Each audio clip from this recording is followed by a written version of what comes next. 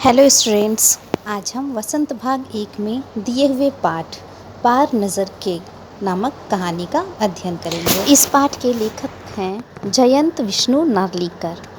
यह कहानी मराठी भाषा में लिखी गई है और इसका हिंदी अनुवाद रेखा देशपांडे जी ने किया है। प्रस्तुत पाठ पार नज़र के कहानी विज्ञान पर आधारित एक काल्पनिक कथा है। यह कथा मंगल ग्रह के निवासियों से संबंधित है। आज हम इस पाठ को सारांश रूप में समझेंगे। इस पाठ को हम निम्नलिखित बिंदुओं के अंतर्गत समझेंगे, जैसे सुरंगनुमा रास्ता, छोटू का प्रवेश और पापा से मिली सीख, मंगल ग्रह के वातावरण में परिवर्तन, अंतरिक्ष यान, कॉलोनी की प्रबंध समिति की सभा, अंतरिक्ष यान वाइकिंग, नासा द्वारा अंतरिक्ष यान का ठीक होना। इन बिंदुओं के आधार पर हम इस पाठ का सारांश समझेंगे। तो शुरू करते हैं। पहला बिंदु है हमारा सुरंगनुमा रास्ता। एक सुरंगनुमा रास्ता था जिसमें आम आदमी को जाना मना था। घर में रोज़ ही छोटू और उसकी माँ के बीच उस रास्ते के बारे में बातें होती थीं। माँ हमेशा उसे मना करती थी, परंतु छोटू पूछता, पापा उस तरफ रोज़ क्यों जाते हैं? उस रास्ते पर छोटू के जाने की उत्सुकता दिन पर दिन बढ़ती जा रही थी। एक दिन छुट्टी थी। छोटू के पापा घर पर थे। छोटू ने अपने पापा का सिक्योरिटी पास चुपके से लिया और सुरंग की ओर चल पड़ा। पूरी कॉलोनी ही ज़मीन के नीचे बसी थी। इस कॉलोनी तक पहुंचने के लिए सुरंगनुमा रास्ता था। अंदर दिए जल रहे थे। छोटू एक दरवाजे के सामने पहुंचा। उस दरवाजे में एक खांचा था जिसमें कार्ड डालने से दरवाज़ा खुल जाता था। सिक्योरिटी पास डालते ही दरवाज़ा खुला और छोटू सुरंगनुमा रास्ते पर पहुंच गया, जहां से आगे का सफ़र प्रारंभ होता था। अगला बिंदु है छोटू का प्रवेश और पापा से मिली सीख। छोटू सिक्योरिटी पास से दरवाज़ा खुल जाने पर आगे बढ़ रहा था। उसे अंदर की गतिविधियों की कोई जानकारी नहीं थी। सुरंग में जगह जगह निरीक्षक यंत्र लगे हुए थे। छोटू के प्रवेश करते ही निरीक्षक यंत्र में संदेह की स्थिति दिखाई। दूसरे निरीक्षक यंत्र ने छोटू की तस्वीर ले ली। तस्वीर की तुरंत जांच की गई और नियंत्रण केंद्र में खतरे की सूचना दे दी गई। सूचना पाते ही सिपाहियों ने छोटू को पकड़ा और वापस घर छोड़ा। घर में माँ छोटू की प्रतीक्षा कर रही थीं। छोटू को उसके पापा ने समझाया, जिससे वह ऐसी गलती दोबारा न करे। छोटू के पापा ने बताया, मैं जहाँ काम करता हूँ वह ज़मीन से ऊपर है। आम आदमी वहाँ नहीं जा सकता है। उस वातावरण में कोई जीवित नहीं रह सकता है। मैं विशेष प्रकार का स्पेस सूट पहनकर जाता हूँ, जिससे ऑक्सीजन मिलती है और मैं सांस ले पाता हूँ। इसी स्पेस सूट से ठंड के वातावरण से बचता हूँ। विशेष प्रकार के जूते पहनकर चला जाता हूँ। ज़मीन के ऊपर चलना आसान नहीं होता, इसके लिए विशेष प्रकार का प्रशिक्षण दिया जाता है। अगला बिंदु है मंगल ग्रह के वातावरण में परिवर्तन।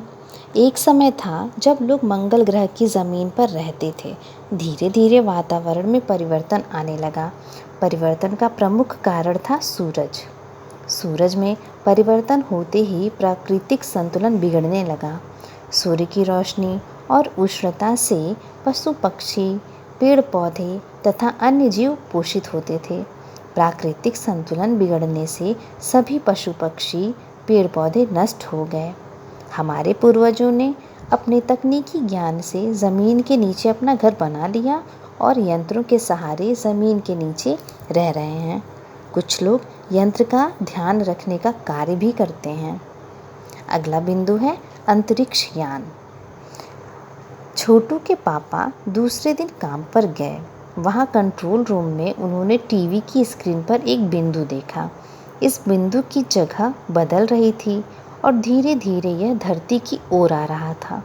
छोटू के पापा को संदेह हुआ कि कहीं यह अंतरिक्ष यान तो नहीं। अनेक प्रश्न उनके मन में उठ रहे थे। तभी संदेह दूर हो गया। दूर से बिंदु दिखने वाला अंतरिक्ष यान ही था। हमारे पूर्वजों ने अंतरिक्ष यानों का प्रयोग किया था, परंतु हमारे लिए असंभव था। तभी अंतरिक्ष यान से एक यांत्रिक हाथ बाहर निकला। धीरे धीरे उसकी लंबाई बढ़ती जा रही थी। अब अगला बिंदु देखते हैं कि कॉलोनी की प्रबंध समिति की सभा। इसमें क्या होता है कि कॉलोनी की प्रबंध समिति की सभा आयोजित की गई। अध्यक्ष ने बताया कि 2 दिन अंतरिक्ष यान मंगल ग्रह की ओर बढ़ रहा है। एक अंतरिक्ष यान चक्कर काट रहा है। कंप्यूटर के अनुसार ये दोनों यान पास के किसी ग्रह से छोड़े गए हैं। ऐसी स्थिति में सुरक्षा की जिम्मेदारी निभाने वाले सदस्य ने कहा कि उनके पास यानों को नष्ट करने की क्षमता है, परंतु इससे कोई जानकारी प्राप्त नहीं होगी। उन्होंने बताया कि इन यानों में केवल यंत्र लगे हैं, कोई जीव नहीं है। वैज्ञानिकों ने इस बात का समर्थन करते हुए कहा कि यंत्रों को बेकार कर देने से दूसरे ग्रह के लोगों को उनके बारे में पता चल जाएगा। हमें केवल देखते रहना चाहिए और अपने अस्तित्व को छिपाए रखना चाहिए। सामाजिक व्यवस्था का कार्य देखने वाले सदस्य ने सलाह दी कि हमें ऐसा प्रबंध करना चाहिए जिससे इन यानों को इस धरती पर कुछ भी विशेष न लगे। अगला बिंदु है अंतरिक्ष यान वाइकिंग। अंतरिक्ष यान वाइकिंग क्या होता है? यह जो है पहला अंतरिक्ष यान है जो मंगल ग्रह पर उतारा गया था। इस बिंदु में क्या कहा गया है कि प्रबंध समिति की सभा चल रही थी कि अंतरिक्ष यान धरती पर उतर गया। सभी दूर से निरीक्षण कर रहे थे। अब अंतरिक्ष यान से यांत्रिक हाथ बाहर निकला। उसकी लंबाई धीरे धीरे बढ़ रही थी। वह ज़मीन की मिट्टी लेना चाहता था। इस बीच छोटू कंसोल पैनल पर ध्यान केंद्रित किए था, जिसमें लाल रंग का बटन लगा था। अचानक उस लाल बटन को छोटू ने दबा दिया। तभी खतरे की घंटी बज उठी और छोटू को उसके पापा ने एक झापड़ मारा। अंतरिक्ष यान के हाथ सहसा रुक गए। यंत्र बेकार हो गया था। अब आखिरी बिंदु है कि नासा द्वारा अंतरिक्ष यान का ठीक होना।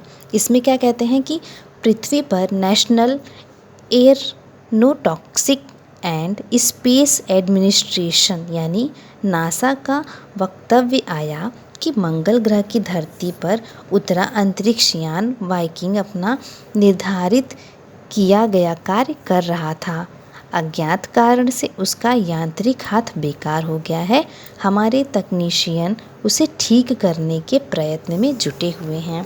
इसके कुछ ही दिनों के बाद पृथ्वी के अखबारों में समाचार आया कि वाइकिंग यान ठीक कर दिया गया है और यांत्रिक हाथ मिट्टी के नमूने एकत्र करने लगा है।